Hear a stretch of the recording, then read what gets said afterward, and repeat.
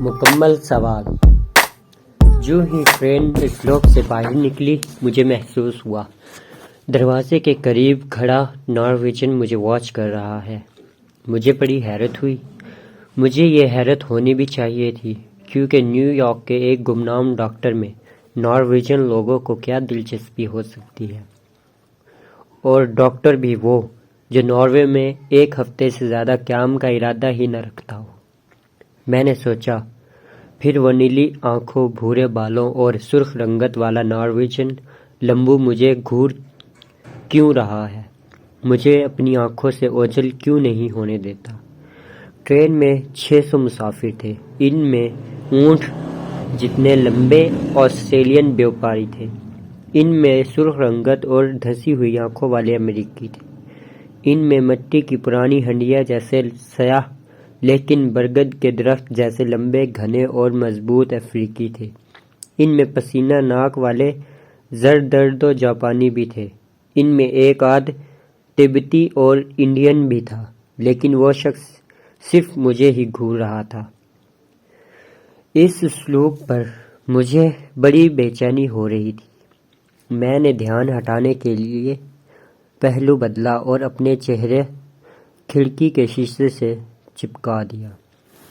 باہر پورا ناروے ہوا کے دوش میں اڑ رہا تھا۔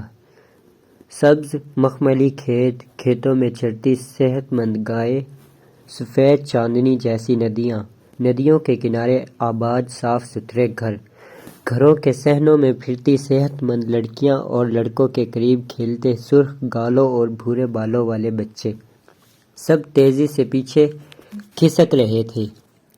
میں نے سوچا، خدا نے اس خطے کو کس فراخ دلی سے حسن سے نوازا ہے، اور کیا حسن کی یہ تقسیم وسیع نہیں ہو سکتی؟ کیا افریقہ کے گھور جنگل اور غربت کی چکی میں پیستے ایشیا میں ایسے منظر طلوع نہیں ہو سکتے؟ میں نے سوچا، اور انسان صرف خوبصورتی دیکھنا چاہتا ہے؟ اور اچانک میری نظر کھڑکی سے اڑ کر دروازے پر کھڑے جاسوس پر جا گری، اور سوچ کا دھارا پتھر پر گرتی آبی لکیر کی طرح چھٹنے پر اڑ گیا، اور وہ مشکوک نارویجن مجھے بدستور گھور رہا تھا۔ میں نے بے چینی سے پھر لہو بدلا۔ بینچ میں لرزش سی ہوئی تو میرے پہلو میں بیٹھے بلغارین بوڑھے نے چہرے سے اخبار کھسکا کر مجھے گھور کر دیکھا۔ میں جھینپ گیا۔ ٹرین کسی غیر اہم اسٹیشن پر رکی۔ دروازے کھلے اور چند لوگ اخبارات، ٹفن اور بیگ لے کر پلیٹ فارم پر کود گئے۔ اگلے چند سیکنڈ میں دروازے بند ہوئے، پہیوں نے درد کی سسکاری لی اور پھر تیزی سے پیچھے دوڑنے لگے۔ کمپارٹمنٹ میں رش بڑی حد تک کم ہو چکا تھا۔ جاسوس نے کلائی سیدھی کی، قمیض کا کف سرکایا، وقت دیکھا، گردن ہلائی اور پورے اطمینان سے میری طرف بڑھنے لگا۔ میری دھڑکنیں تیز ہوئیں۔ جاسوس میرے قریب کھڑا ہوا، جیب میں ہاتھ ڈال کر سرکاری کارڈ نکالا اور میرے پیچھے سامنے لا کر بولا، سر، میں امیگریشن آفیسر ہوں، آپ کے سامان کی تلاشی لینا چاہتا ہوں۔ میں فوراً گھبرا کھڑا ہو گیا۔ پھر کیوں سر؟ میری آواز میں حیرانی اور غصہ دونوں تھے۔ بیکاز یو آر اے پاکستانی۔ سر، مجھے جھٹکا سا لگا اور میں چلا کر کہا، نہیں، میں پاکستانی نہیں ہوں، میں امریکن ہوں، بائی برتھ امریکن۔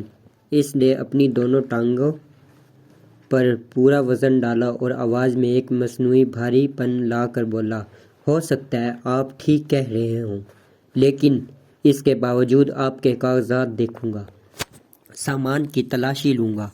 میرا دماغ اس امتیازی سلوک پر آتش فشاں کی طرح چٹکنے لگا۔ میں نے غصے سے جیکٹ کی جیب سے سارے کاغذات نکالے اور پھر اس کے ہاتھ میں تھما دیے۔ اس نے میرا امریکن پاسپورٹ کھول کر دیکھا، ایک ایک مہر، ایک ایک نقش کو بلب کے سامنے رکھ کر پرکھا، میرا گرین کارڈ چیک کیا، میری قامت، میرے شناختی نشانات کی تصدیق کی، ناروے کے ویزے کی پڑتال کی، میرا ٹکٹ چیک کیا۔ جب مکمل اطمینان ہو گیا تو مجھے کاغذات واپس کرتے ہوئے بولا، mister Ahmed thank you very much, اب آپ اپنا سامان دکھائیں گے۔ میں نے پاؤں کی ٹھوکر سے بیگ اس کی طرف دھکیل دیا۔ اس نے مسکرا کر مجھے دیکھا اور زپ کھول کر بیگ فرش پر۔ Mister Ahmed thank you very much, اب آپ اپنا سامان دکھائیں گے۔ میں نے پاؤں کی ٹھوکر سے بیگ اس کی طرف دھکیل دیا۔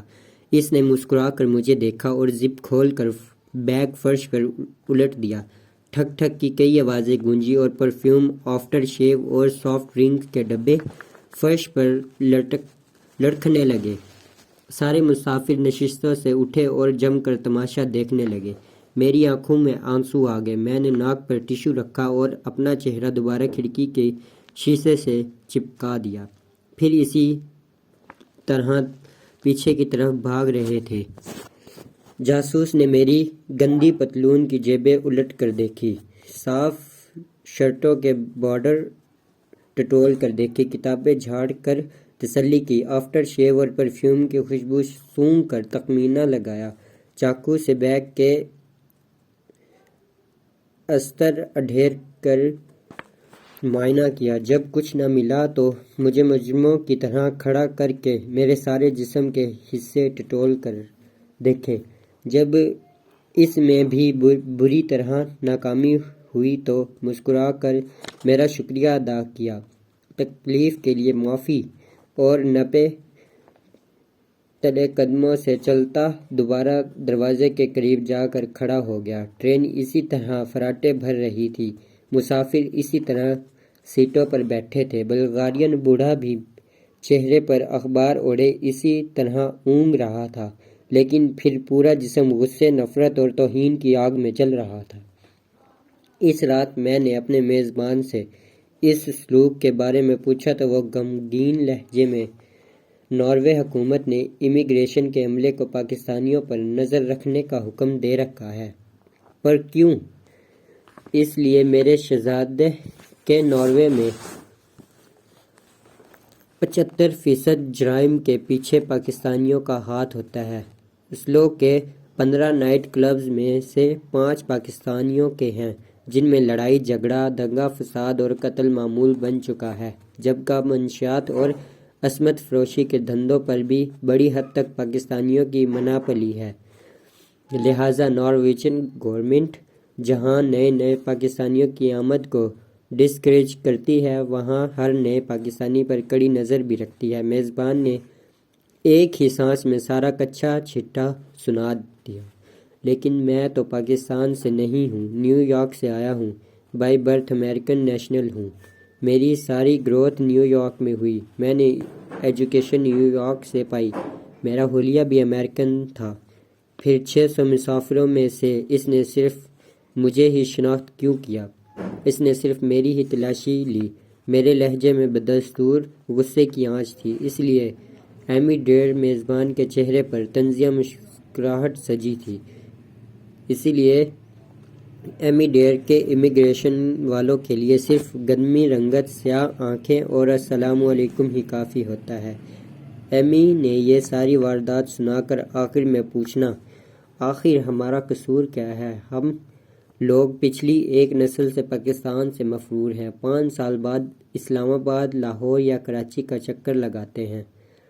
ہمارا سارا لائف سٹائل امریکن ہے۔ ہم اردو بول سکتے ہیں اور نہ ہی سمجھ سکتے ہیں، لیکن اس کے باوجود ہم جہاں بھی جاتے ہیں ہمیں پاکستانی ہی کی حیثیت سے ٹریٹ کیا جاتا ہے۔ اس طرح سارا سامان کھولا جاتا ہے، ہمارے کپڑوں، ہمارے جسم کی تلاشی لی جاتی ہے، ہمیں ڈرٹی پاکی کی کہا جاتا ہے، ہمیں چور، سمگلر اور قاتل سمجھا جاتا ہے۔ کیوں؟ آخر کیوں؟